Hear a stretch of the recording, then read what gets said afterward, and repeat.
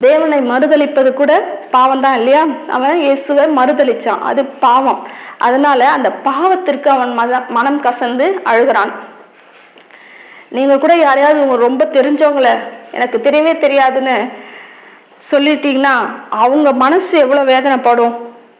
அவங்க மனசு வேதனைப்படுதோ இல்லையோ, அதுக்கப்புறம் நீங்க அப்படி அவங்கள தெரியாதுன்னு சொல்லிட்டீங்கன்னு அவங்களுக்கு தெரிஞ்சிருச்சுன்னு உங்களுக்கு தெரிஞ்சா எவ்வளவு கஷ்டமா இருக்கும். ஐயோ, என் ஃப்ரெண்டை நான் தெரியாதுன்னு இவங்க கிட்ட சொல்லிட்டேனே, அவன் என்னை பத்தி என்ன நினைப்பானோ அப்படின்னு சொல்லி உங்க மனசு வேதனைப்படும். அப்படி போல பேதுருவுடைய மனசு வேதனைப்படும். பேதுருவனுடைய இடத்துல நீங்க இருந்தா எப்படி வேதனைப்படுவீங்கன்னு கொஞ்சம் யோசிச்சு பாருங்க. அவனுடைய மனம் வேதனையில நிரம்பி இருக்கிறது. மனம் கசந்து அழுதான். இயேசுனுடைய மௌனத்திற்கும் அவருடைய பார்வைக்கும் அப்பேற்பட்ட வல்லமை உண்டு. மனம் கசந்து உங்களுடைய பாவங்களை அறிக்கை எடுக்கிற அளவுக்கு அவருடைய வல்லமை அவருடைய மௌனத்துல இருக்கிறது. இதுக்கப்புறம் ஆலோசனை சங்கத்திலிருந்து இயேசு கிறிஸ்துவை பிலாத்துவினிடம் கூட்டிக் கொண்டு போகிறார்கள். லூக்கா 23ஆம் அதிகாரம் 1ஆம் வசனம். அவர்களுடைய கூட்டத்தார் எல்லாரும் எழுந்திருந்து அவரை பிலாத்துவினிடத்திற்கு கொண்டு போய் 2ஆம் வசனம், இவன் தன்னை கிறிஸ்து எனப்பட்ட ராஜாவென்றும் ராயருக்கு வரி கொடுக்க வேண்டுவதில்லை என்றும் சொல்லி ஜனங்களை கலகப்படுத்த கண்டோம் என்று அவர் மேல் குற்றம் சாட்ட தொடங்கினார்கள். பிலாத்து கிட்ட கூட்டு போய் விட்டு என்ன சொல்றாங்க, இவர் தன்னை ராஜான்னு சொல்லிக்கிறாரு. தன்னை ராஜான்னு சொல்றது மட்டும் இல்லாம ராஜாவுக்கு வரி கொடுக்க தேவையில்லைன்னு சொல்றாரு அப்படின்னு சொல்லி அவர் மேல குற்றம் சுமத்துறாங்க. பிரதான ஆசாரியர்கள் அவருக்கு விரோதமாக அநேக குற்றங்களை சுமத்தினார்கள். அவரோ அதற்கெல்லாம் எந்த மறுப்பும் சொல்லாமல் அமைதியாக இருந்தார். பிரதான ஆசாரியர்களும் ஆலோசனை சங்கத்தாரும் அவருக்கு விரோதமா அநேக குற்றங்களை சாட்டுறாங்க, சுமத்துறாங்க. அவரோ என்ன பண்ணல, எதுவும் வாயை திறந்து பேசவே இல்லை. பிலாத்து என்ன கேட்கிறான், நீர் யூதருடைய ராஜாவா அப்படின்னு கேட்கிறான். அதுக்கு இயேசு நீர் சொல்லுகிறபடிதான் அப்படின்னு சொன்னார்.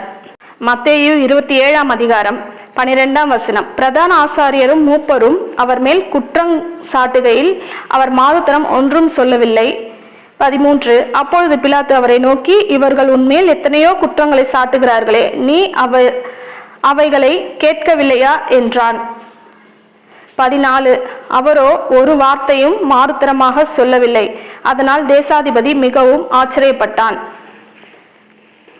பிலாத்துக்கு பயங்கரமான ஆச்சரியம் இவர் அமைதியா இருக்கிறதுல. ஏன்னா குற்றம் சாட்டப்பட்டாங்கன்னா ஒருத்தவங்க எப்பவும் என்ன பண்ணுவாங்க, அவங்க பக்கம் இருக்கிற நியாயத்தை சொல்லுவாங்க இல்லையா. யாரும் ஒரு பக்கம் நியாயத்தை மட்டும் கேட்டுட்டு முடிவு பண்ணி அவங்களுக்கு தண்டனை கொடுத்துட மாட்டாங்க. 2 பேரும் குற்றம் சொல்றவங்க, குற்றப்படுத்தப்பட்டவங்க 2 பேரையும் நிக்க வச்சு நியாயம் விசாரிச்சு அதுக்கப்புறம் தான் முடிவெடுத்து தண்டனை கொடுப்பாங்க. அது போலதான் இங்க பிலாத்து கேட்டுக்கிட்டு இருக்கான். ஆனா வேதத்துல இன்னொருத்தர் இருக்கிறாரு. வேதத்துல யோசேப்புக்கு விசாரணையே இல்லை. விசாரணை பண்ணாமலே அவனை சிறையில் அடைத்தாங்க. எதனால? போத்திபாரின் மனைவி, அவன் வேலை செஞ்சிட்டு இருந்த ஓனர் போத்திபாரின் மனைவி யோசேப்பின் மேல பொய்யான குற்றத்தை சாட்டினாள். போத்திபாரும் ஒரு பக்கத்து நியாயத்தை மட்டும் கேட்டுட்டு யோசேப்பை விசாரிக்கவே இல்லை. விசாரிக்காமையே அவனை சிறையில கொண்டு போய் அடைத்து போட்டார்கள். யோசேப்பு தன் வாயை திறவாமல் இருந்தான். ஏன் அவன் திறக்கல? யோசேப்பு சொல்லியிருக்கலாம்ல, நான் தப்பு பண்ணல. ஏன்னா அவன் கிட்ட நியாயம் கேட்கவே இல்லை. நீ செஞ்சியா செய்யலையா, என்ன நடந்தது அப்படின்னு போத்திபார் ஒரு வார்த்தை கூட யோசேப்பை கேட்கவே இல்லை. கேட்காமலே அவனுக்கு தண்டனை வழங்கிட்டாங்க.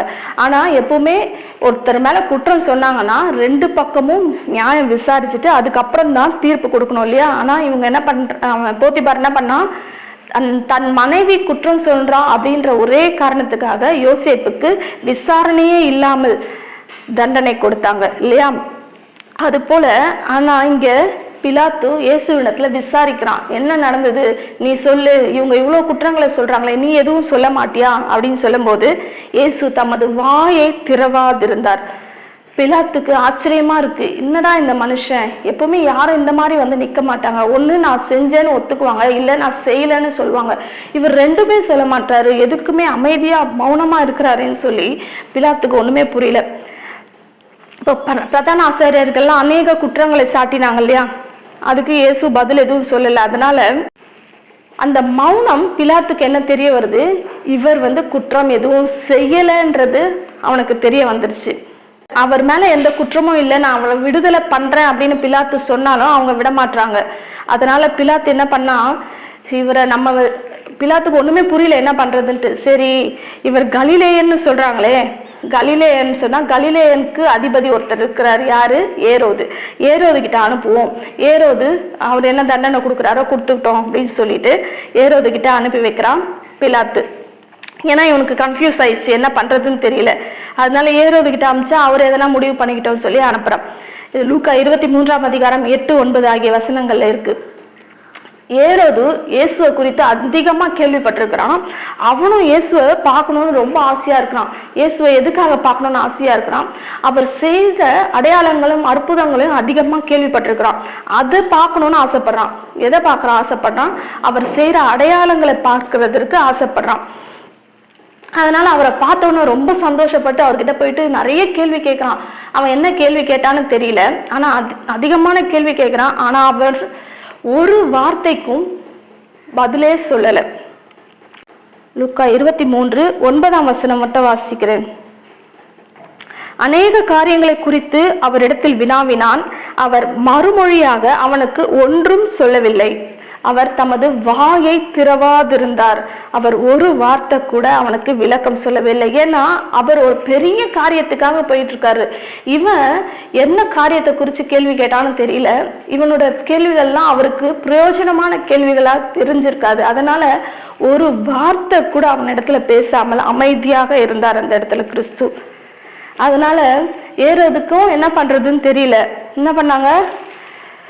அவருக்கு மினுக்கான வஸ்திரங்களை உடுத்தி, ஏரோதும் அவருடைய போர் சேவகர்கள்லாம் சேர்ந்து அவரை ராஜா வஸ்திரத்தை தரிச்சு, அவரை ராஜான்னு சொல்றாங்க இல்லையா, யூதருடைய ராஜான்னு அவர் சொல்றாருன்னு சொன்னபடினால அவருக்கு அந்த வஸ்திரங்களை தரித்து அவருக்கு ராஜா வாழ்க அப்படின்னு சொல்லி அவரை அடிச்சு இந்த சின்ன சின்ன பரியாசம் பண்ணி கலாட்டெல்லாம் பண்ணி அவரை இது பண்றாங்க.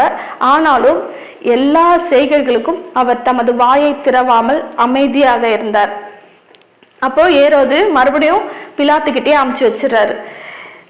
எனக்கு அவர் மேல எந்த குற்றமும் தெரியல அப்படின்னு சொல்லி மறுபடியும் பிலாத்துவிடத்துமே அனுப்பும் போது லூக்கா 23:13-15 வசனம் வரைக்கும் வாசிக்கிறேன். பிலாத்து பிரதான ஆசாரியர்களையும் அதிகாரிகளையும் ஜனங்களையும் கூடி வரச் செய்து அவர்களை நோக்கி, ஜனங்களை கலகத்துக்கு தூண்டி விடுகிறவனாக இந்த மனுஷனை என்னிடத்தில் கொண்டு வந்தார்கள். நான் உங்களுக்கு முன்பாக விசாரித்த போது இவன் மேல் நீங்கள் சாட்டுகிற குற்றங்களில் ஒன்றையும் நான் இவனிடத்தில் காணவில்லை. உங்களை ஏரோதினத்திற்கும் அனுப்பினேன், அவரும் இவனிடத்தில் குற்றம் காணவில்லை. மரணத்துக்கு ஏதுவாக இவன் ஒன்றும் செய்யவில்லையே. 16ஆம் வசனம், ஆனபடியால் இவனை தண்டித்து விடுதலையாக்குவேன் என்றான். இப்போ பிலாத்து ஏரோதுகிட்ட அமிச்சும் ஒரு பிரயோஜனமும் இல்லை. அதனால பிரதான ஆசாரியர்கள், மூப்பர்கள், மற்ற அதிகாரிகள், ஜனங்கள் எல்லாம் கூடி வந்திருக்காங்க இல்லையா, எல்லாரையும் வர வச்சு, நான் இந்த மனுஷங்கிட்ட எந்த குற்றத்தையும் பார்க்கல, நீங்க என்கிட்ட கூட்டு வந்தீங்க, நான் விசாரணை பண்ணிட்டேன், நான் குற்றத்தை பார்க்கல, ஏரோதுகிட்டயே உங்களை அனுப்பிச்சேன், ஏரோதுக்கும் இவன் மேல எந்த குற்றமும் பார்க்கல, எங்களுக்கு எந்த குற்றமும் தெரியல. அதனால நான் ஒவ்வொரு பண்டிகைக்கும் உங்களுக்கு யாராவது ஒருத்தரை விடுதலை பண்ணுவேன்ல, அதனால இந்த பண்டிகைக்கு இயேசுவை நான் உங்களுக்கு விடுதலை பண்றேன், இயேசுவை தண்டித்து விடுதலை பண்றேன் அப்படின்னு சொல்றான். அவன் என்ன நினைச்சான், இவரை கொஞ்சம் அடிச்சுட்டு விட்டுட்டா அவங்க ஏத்துக்குவாங்க அப்படின்னு நினைக்கிறான். ஆனா அவங்க இல்ல, அவனை சிலுவையில் அறையும் பரபாசை எங்களுக்கு விடுதலை பண்ணும், இந்த பண்டிகைக்கு எங்களுக்கு பரபாசை விடுதலை பண்ணும், இயேசுவை விடுதலை பண்ண வேணாம், அவரை சிலுவையில் அறையும் அப்படின்னு சத்தமிடுகிறார்கள்.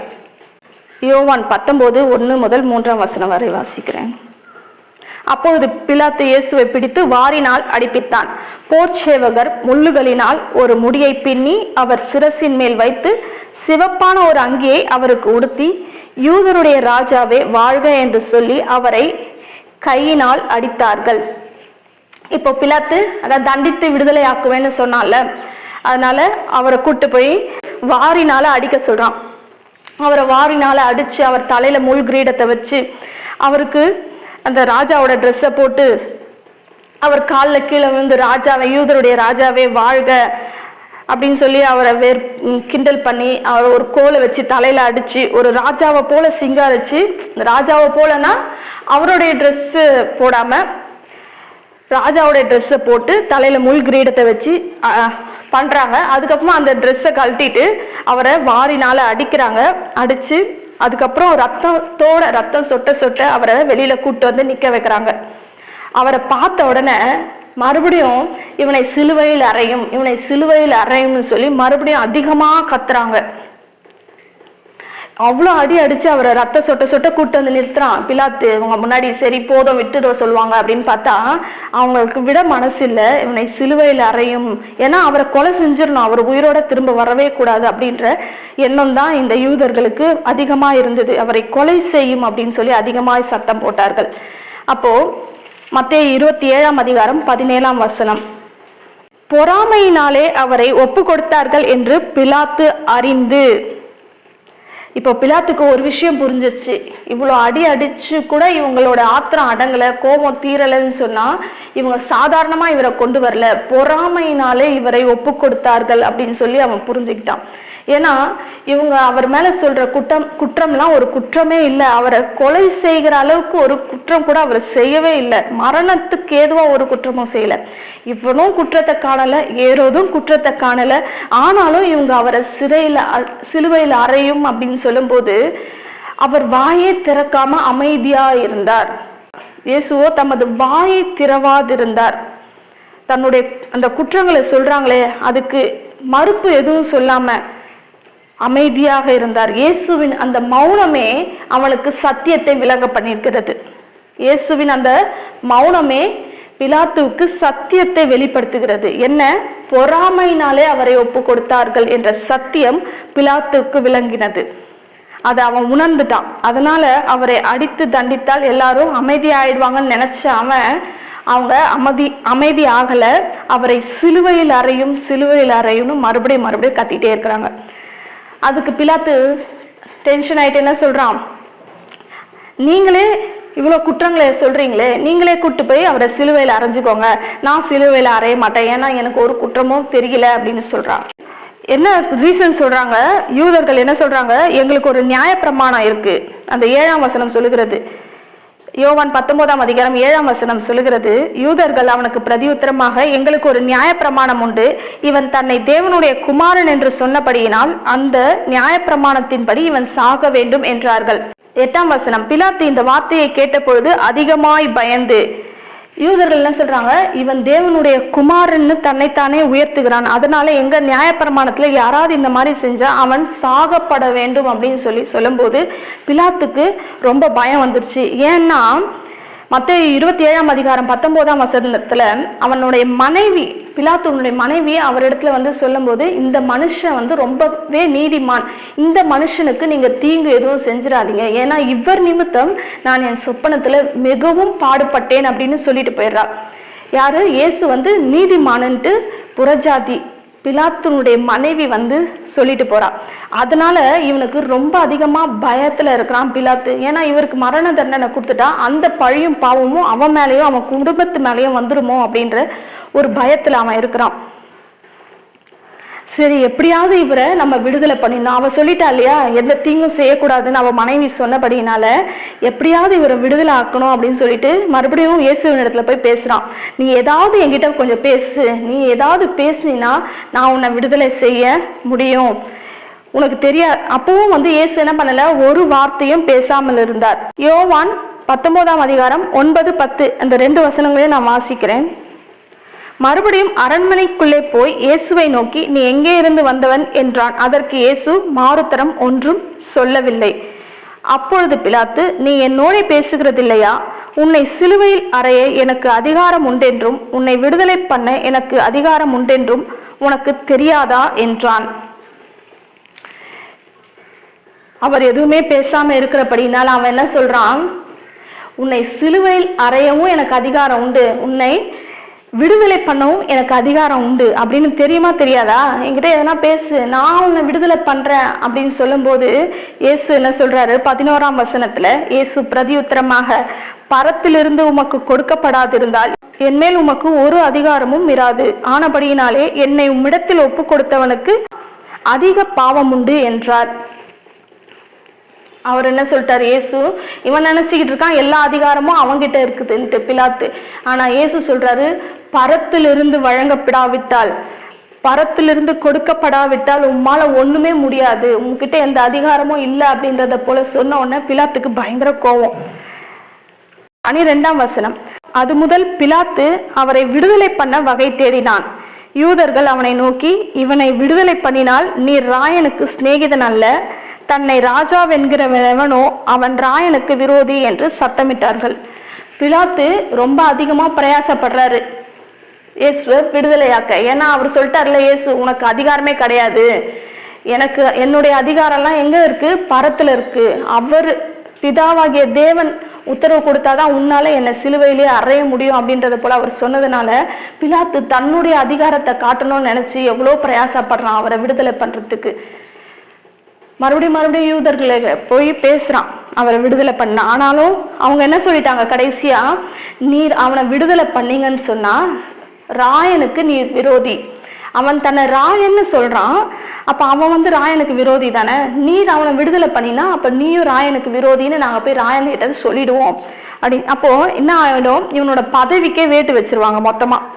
அதனால பிலாத்து 13ஆம் வசனம். பிலாத்து இந்த வார்த்தைகளை கேட்ட பொழுது இயேசுவை வெளியே அழைத்து வந்து தலைவரிசைப்படுத்திய மேடை என்றும் எபிரேய பாஷையிலே கபத்தா என்றும் சொல்லப்பட்ட இடத்திலே நியாயாசனத்தின் மேல் உட்கார்ந்தான். இதுக்கப்புறம் பிலாத்துவால ஒன்றும் செய்ய முடியல. அதனால சரி, சிலுவையில உங்க இஷ்டப்படியே சிலுவையில அறைய ஒப்பு கொடுத்துறேன்னு சொல்லி சிலுவையில அறைய ஒப்பு கொடுத்துட்டாரு.